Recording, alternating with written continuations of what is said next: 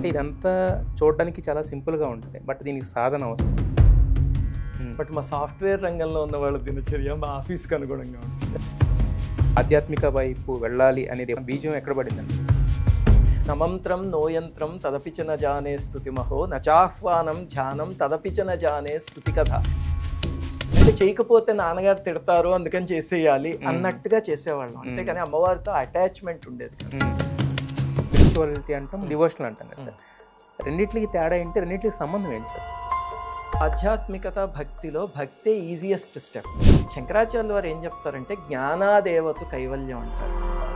అంటే ఇవన్నీ ఎక్కడి నుంచి మీరు సంపాదించుకోగలిగారు సార్?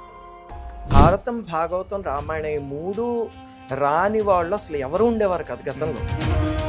చాలామంది ఒక జాబ్ చేయడానికే స్ట్రెస్ ఎక్కువ అని చెప్పి 2 రోజులు 3 రోజులు సెలవు ఇచ్చినా కూడా ఇబ్బంది పడడం ఇలాంటివన్నీ ఉంటాయి కదా. ఎంత స్ట్రెస్ ఉన్నా సరే ఒక్క 2 మాలలు చేసేసరికి అది మొత్తం తగ్గిపోయి హాయిగా అయిపోతుంది. అదే దేవత అనుగ్రహం. అంటే పర్టికులర్గా ఏదన్నా మంత్రం ఉంటుందా? మీ సహధర్మచారిని ఎలా కరెక్ట్గా పెళ్ళి అయ్యేందుకు 5 రోజుల ముందు ఎవరో పుణ్యాత్ములు పుణ్యం కట్టుకున్నారు. అయితే సార్, మనం ఒకటి ఇది నమ్మకం, ఇది మూఢనమ్మకం అని చెప్పాలంటే మన దగ్గర సపరేట్గా ఆధారాలు ఉండాలి. పక్క వాళ్ళలో ఉన్న భగవంతుడిని నువ్వు చూడకుండా పూజా మందిరంలో ఉన్న విగ్రహంలో ఉన్న భగవంతుడిని మాత్రమే చూస్తున్నావు అంటే నీ పూజ వ్యర్థం. స్త్రీ రజస్వలైంది అనుకోండి, దానికి శాస్త్రంలో కొన్ని నియమాలు ఉన్నాయి. కానీ ఇప్పుడు ఆఫీస్కి వెళ్తాం, సనాతన ధర్మం అనేది దీక్ష బట్టలు వేసుకుంటే సనాతన ధర్మమా, పూజలు చేస్తే సనాతన ధర్మమా?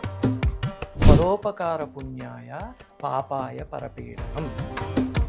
సో మిగతా అంతా వేరు, అల్లూరి గారు దారి వేరు కదా, ఆయన మీద ఎందుకు మీ దృష్టి మళ్ళీ? అసలు 5 నిమిషాల పూజ అనేది ఒక వర్గం పూజ చేస్తారు, ఒక వర్గం కూర్చుని చూస్తారు. అవును సార్.